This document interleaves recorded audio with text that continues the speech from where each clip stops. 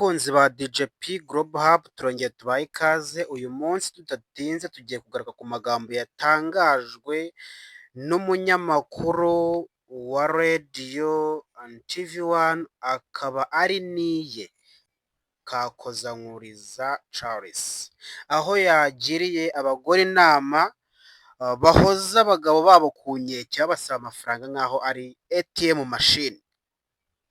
Umunyamakuru wa Radio TV One Kakozankuriza Charles yagiriye inama abagore bahoza ku nkeke abagabo babo babaka amafaranga, ababwira ko bakwiriye kuzirikana ko atari imashini za banki zitanga amafaranga ATM machine. Ibi Kenisi yabigarutseho mu kiganiro Yararashe ahuriramo na mugenzi we Mutabaruka Angelo gitambuka kuri iyi radiyo buri munsi. Kenisi yavuze ko abagore bagomba kumva ko abagabo nabo bagira ibihe bashaka amafaranga bakayabura rwose. Ati hari ikintu kimwe nshaka kugiramo inama abagore kandi bagisobanukirwe banabyumve. Umugabo ntabwo ari ATM machine, imashini zifashishwa mu kubikuza amafaranga. Hari igihe umugore atekereza ko umugabo adashobora kubura amafaranga, ariko turayabura. Namwe mudukurikiye murabizi rwose bagabo, amafaranga ajya abura pe, ajya abura. Ariko nanone iyo umugore atekereza nkaho udashobora kubura amafaranga, biterwa n'ubwoko bw'ibiganiro mugirana ku bukungu bwanyu. Hari igihe umugabo avuga ati bamuza ku nkeke y'amafaranga nayo nifitiye, reka nigumireyo wenda nanjye ndongorwe banunge. Mumenye ko natwe amafaranga tuyashaka tukayabura, mugerageze kutwihanganira. Aho Kenisi yagiraga inama abagore bahoza abagabo babo ku nkeke babaka amafaranga.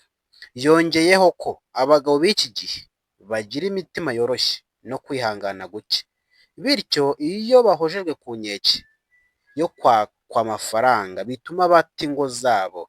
Rimwe na rimwe hakaba n'abakwiyambura ubuzima bitewe no guhozwa ku nkeke babasaba amafaranga.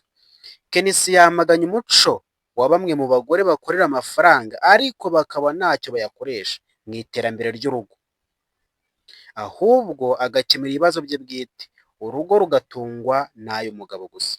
Ibyo rwose biranumvikana. Abagore bafata amafaranga, abakobwa bose amafaranga akayamara muri mekapu, imisatsi, ati urugo ruzatungwa n'umugabo cyangwa se sheri wanjye azabikora byose. Abo ngabo rwose nanjye ntabwo mbashyigikiye. Mutabaruka we yavuze ko iyo mwembi mukora, ay'umugore cyangwa se amafaranga umugore yinjiza ntugomba kumubaza ibyayo, ariko ayawe wowe winjiza ugomba kumubwira umunsi muhemberwaho, ayo muhembwa, ndetse ukayazana akakugenera. Aho ngaho rwose niho Kenisi yahereye anenga abagore, ariko ni abagore bafite iyo myumvire, anabasaba kwisubiraho kugira ngo bakomeze bose bafatanye bateze imbere umuryango. Ese nawe udukurikira ubana natwe buri munsi niko ubibona cyangwa harimo kurengera kwa Kenisi? Mutubwire muri komenti. Murakoze cyane.